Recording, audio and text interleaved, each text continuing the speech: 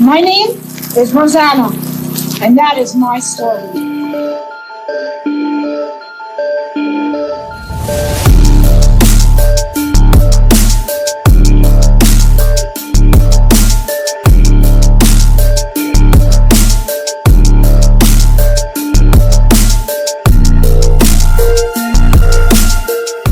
Through the system, still get the same. Now we vet tenants, and on the back end, it took away. Said, Coach, hey tenants, you should not pay rent. They disrespect us, they lie, and guarantee you will come up with stuff, and we want to be heard. Open up the course. My name is Rosanna, and that is my story.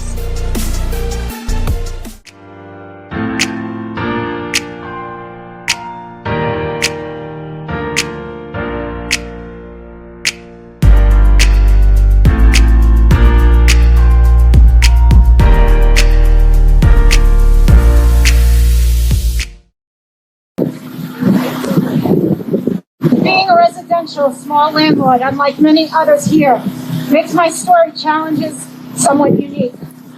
In early summer of 2020, I expressed to my tenant that I no longer wish to rent out the apartment space in my residential home, and that she would plan on moving within 90 days. My health was declining, and I wanted and needed the space so that I could accept the help of my family and friends. I also explained that I had finally obtained permits to complete major repairs and renovations that would eliminate the apartment completely from the home. The tenant had previously been made aware during many discussions of the necessary renovations to accommodate my ever-changing needs. However, when the time came, the tenant was angered and accused me of throwing her on the street, and she refused to leave, and so began the official eviction process and all of the ugliness that came along with it. For 2.5 years before all of this began, having respect and courtesy for the tenant, I cleaned her car after every snowstorm. I even warmed it for her on occasion. I got her groceries when she was unable, cared for her bird when she vacationed, and provided masks when there were none to be had. Fixed her computer several times, and even applied prescription ointment to her back when she was in pain and there was no one else around to do it.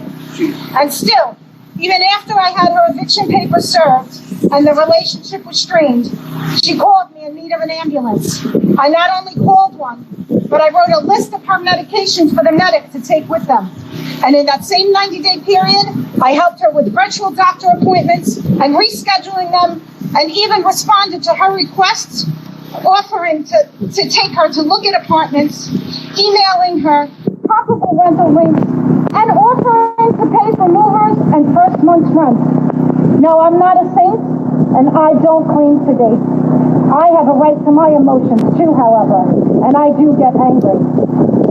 The tenant barely followed up with anything that was provided to her, and her efforts were mediocre at best, because she knew, and she even stated, that she was in no hurry because she didn't have to be. Yes, there is a moratorium, but what I cannot understand is how all evictions just seem to have been lumped together.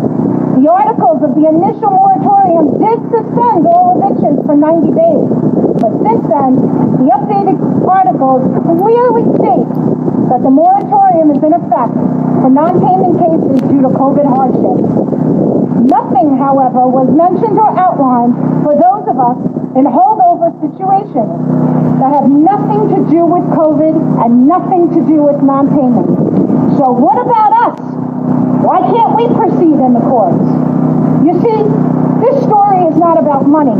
It's about someone who will not and perhaps does not know how to help themselves, and therefore has the ability to take advantage of the system as it leaves me, a single mom with an incurable cancer and a child with learning disabilities, at the mercy of the courts who will do nothing but make us wait. There are plenty of lines in the moratorium protecting tenants with health issues. Well, where are my rights? Not as a tenant, not as a landlord, but where are my rights as a human being? The story is tragic at so many levels. Why is there not a social services caseworker to help with her finding a place? I could not help. And as a matter of fact, every agency and politician I reached out to basically said there was nothing they could do. So where is the help then? Where is all of the taxpayer money that was supposed to build an infrastructure to assist those in need? It has become quite clear to me that taking the time to evaluate the root causes and provide language and services to cover some of these situations does not exist. Instead, there's a very broken system that perpetuates desperate behavior on the part of both parties, with this case being of no exception. She smokes incessantly, deliberately, and spitefully in my home, making me violently ill when there is no smoking allowed, and she herself is on a breathing machine. But I am told I cannot say anything. She has carried herself in a manner that has put all of our lives at risk on multiple occasions, and yet again, I am told I cannot say anything. I am tired of being silent. I am tired of not being heard, and I am tired of not feeling safe in my own home. The apartment in my home continued to deteriorate, and the tenant continues to complain. And the work permits remain open, but those repairs cannot be made with her there. My child and I live in that home too, and I need peace and the ability to care for myself with my family and my friends by my side. This tenant's refusal to leave and poor excuses for not finding anything in the last 8 months not only prevents me from living, but is interfering with my dying. These tenants carry on in a retaliative manner, but anything we do as landlords is considered harassment. They do not pay, they destroy our property, they disrespect us, they lie, and they have simply been given the right to not care and should just do as they wish. Where are our rights as landlords? Google it. Google Landlord Rights, and guaranteed you will come up with nothing.